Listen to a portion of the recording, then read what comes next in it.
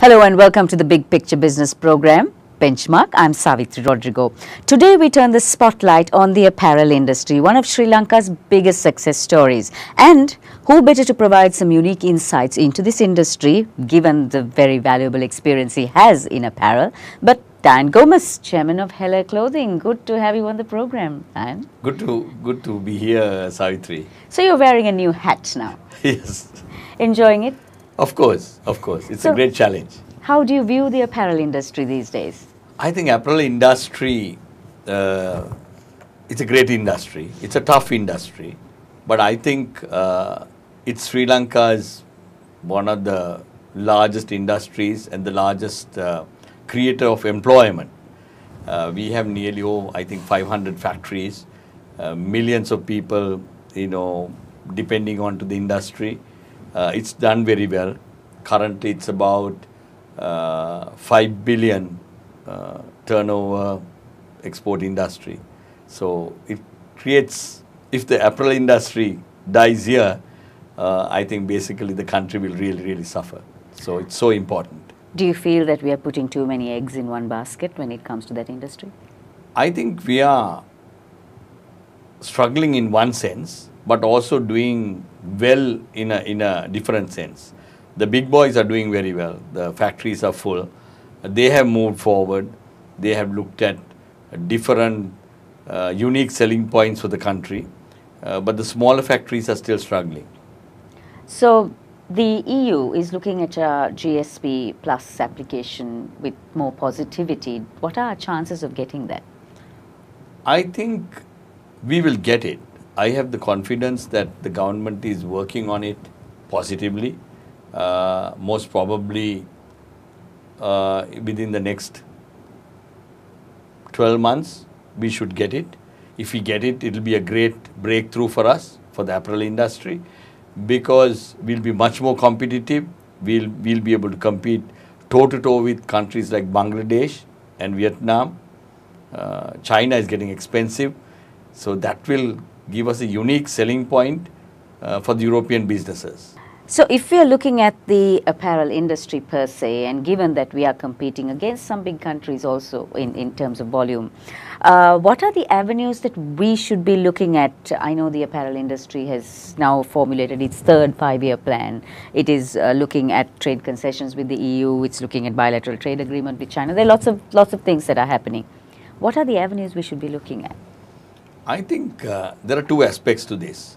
The industry per se is very strong. It has a nice apex body, JAF, which is working on a country strategy like the GSP plus, trade concessions, and other bilateral concessions. The industry, businesses needs to work on more productivity, creating more speed, creating unique selling points, maybe working upwards on the value chain, bringing more supply chain solutions into the equation. So there are so many other aspects that the industry needs to work, and especially to make it more productive, because we can't be the lowest cost base, just creating or manufacturing apparel to the world on the lowest cost base. We can't compete with Bangladesh, where the labor is much more cheaper. This is a labor intensive industry. So we need to attack different areas where we can be like the niche markets. We have to make the industry more exciting.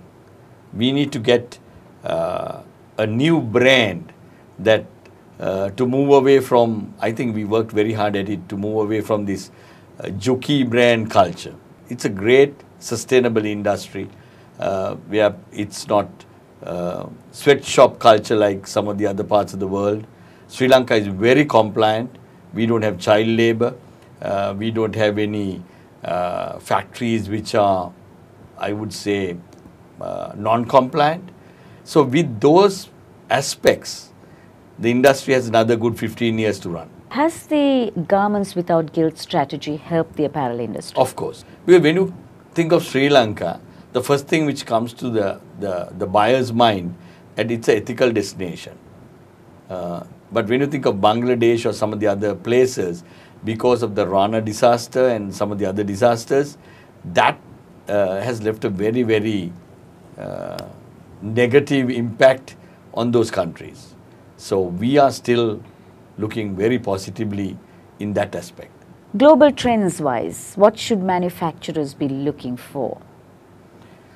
The manufacturers always look at the lowest cost destinations. That's a fact, because the apparel industry is driven by people, large number of people, and because of that, the lowest cost base, the buyers will always get attracted to it.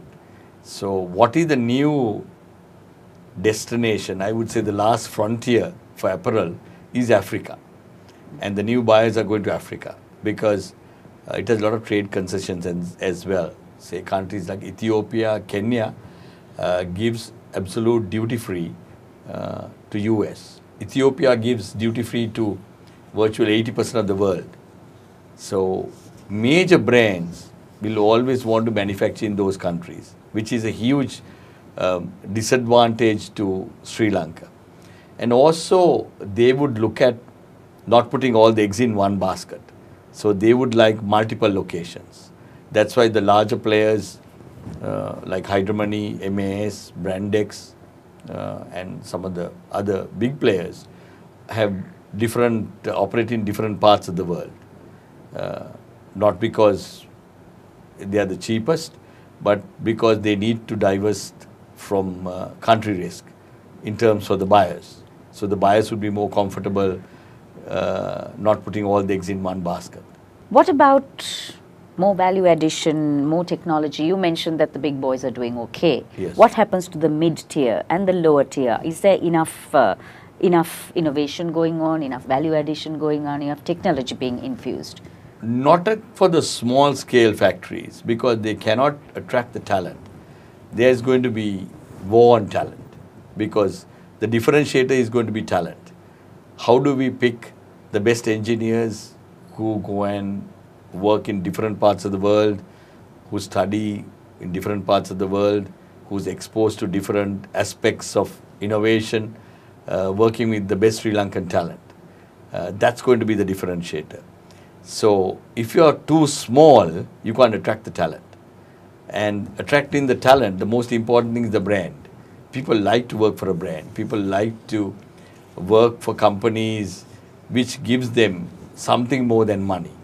So that's going to be the differentiator. And that, as a chairman of Hella, that I would be working on.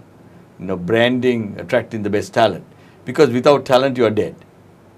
Any trends that we need to be looking at, Sri Lanka needs to be looking at? Sri Lanka needs to look at a different formula. Sri Lankans are talented. I always believe, whether it's sports, whether it's engineering, whether it's medicine, Sri Lankans are world class. I have yet to come across a Sri Lankan doctor, a Sri Lankan engineer, failing. We have 200 odd people working in NASA in the United States. They are rocket scientists. And mostly Sri Lankans don't know that there are 200 people working in NASA.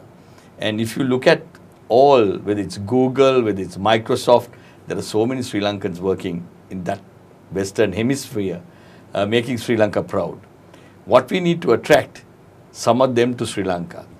How do apparel attract all of them into Sri Lanka?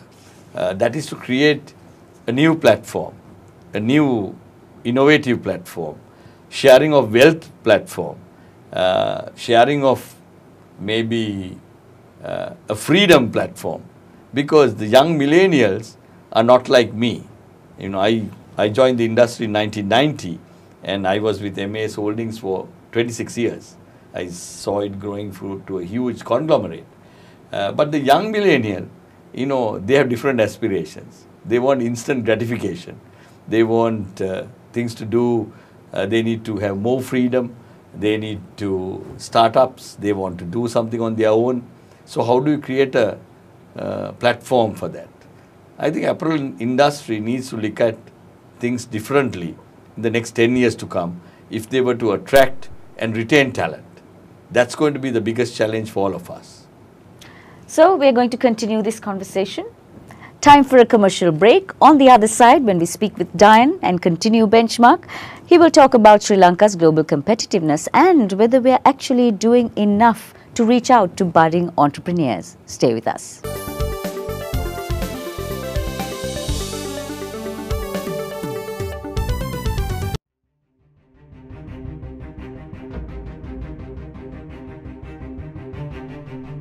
When we entered the industry in 1995, a new star was born as a fully owned subsidiary of People's Bank. For those seeking to grow their businesses, PLC provided the seed.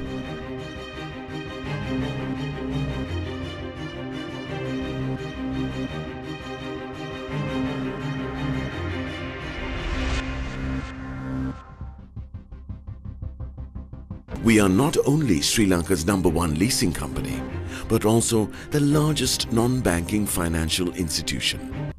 Welcome to a new dawn for the nation. Introducing People's Leasing and Finance, PLC.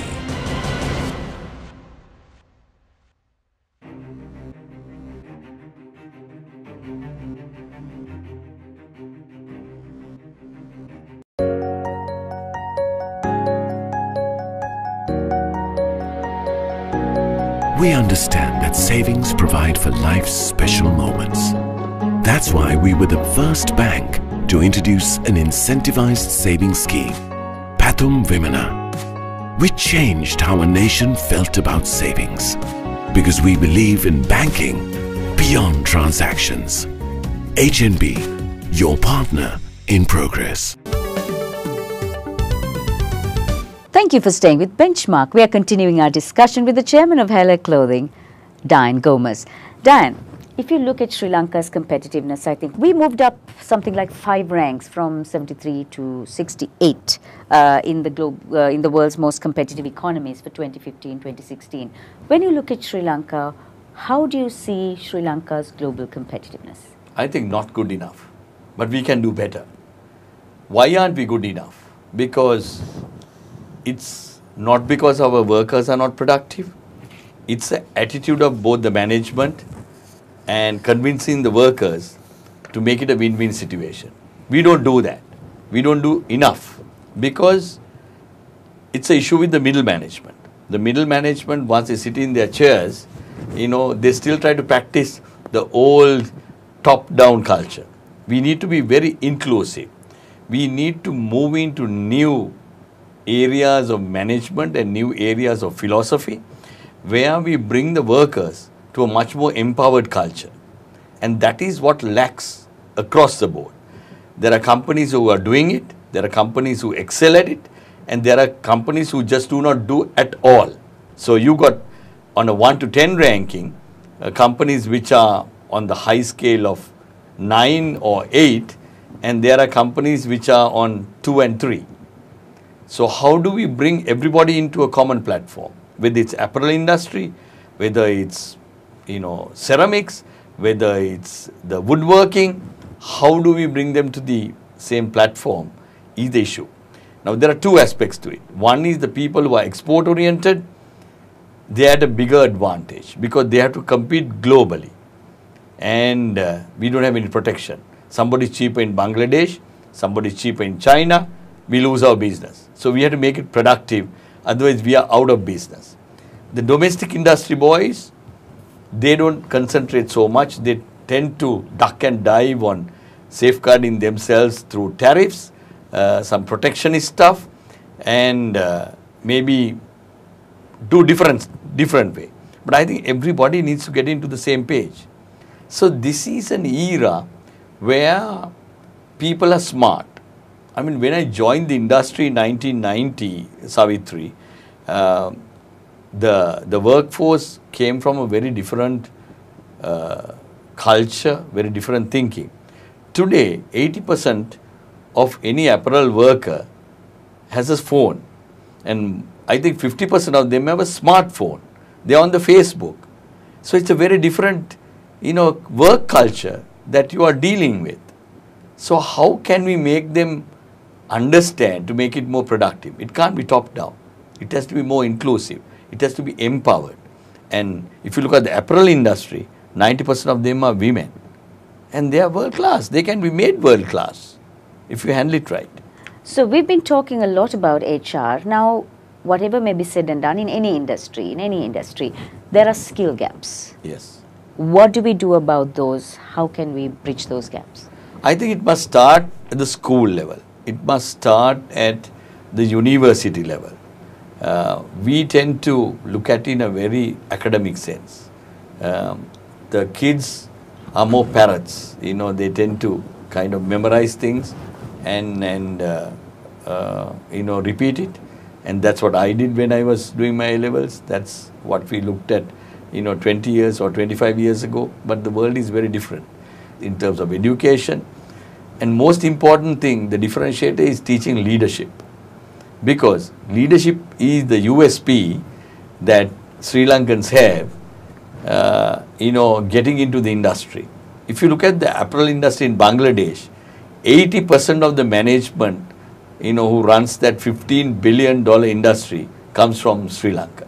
They're not run by British or the Europeans, Sri Lankans.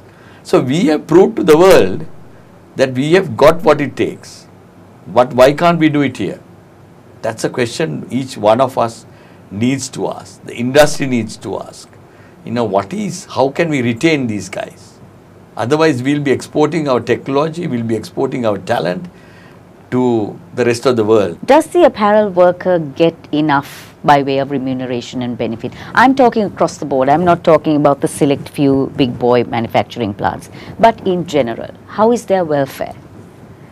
Relatively, their welfare is much better. I mean, the large corporations would give transport, would give them food or subsidized food, create very good working conditions, and most of the factories are even air conditioned, good living wage in terms of being Sri Lankan, but we can do better. We can make it much more productive.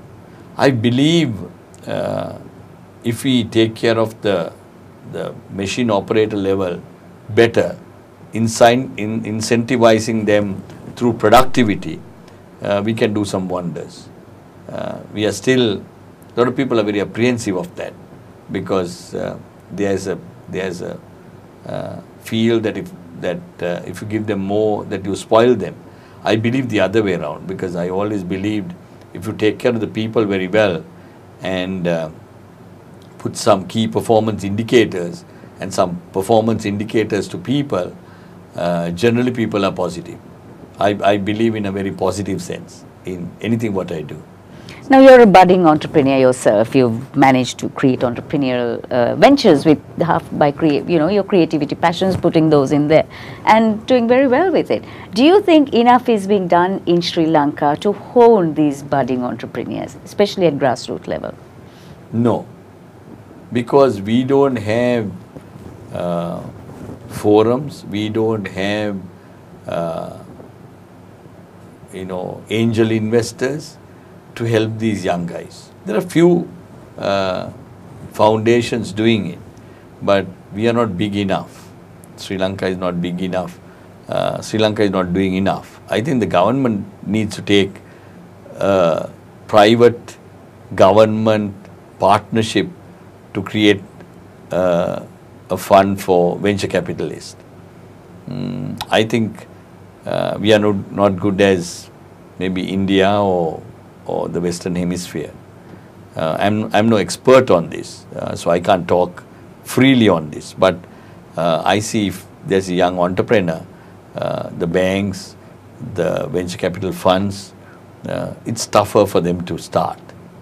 If you were looking at corporates today, very briefly, what is the advice you would give them in how they will create tomorrow's leaders? Teach them, empower them. Give them enough space to make mistakes. Think that they are your children, your daughter, your son. You have to avoid, and sometimes allow them to make mistakes. You have to correct them, you have to be their coach, you have to be their mentor, and each one of us at the senior management level, make a difference to 10 people. We'll create thousands of leaders. We will create thousands of leaders who could stand up to do right, who could stand up to do what is good for this country and for both business, for sports, and to make Sri Lanka proud. And that's what I would tell anybody, go there and do it. We are not making rockets here. In my sense, I am making bras and panties and some clothing. You know, we don't need rocket scientists, but if we employ rocket scientists, you know, we can do the best in the world. We can be champions. Thank you very much, Dian. Good luck in all your pursuits, numerous as they are, and all the very best. Thank you, Savitri.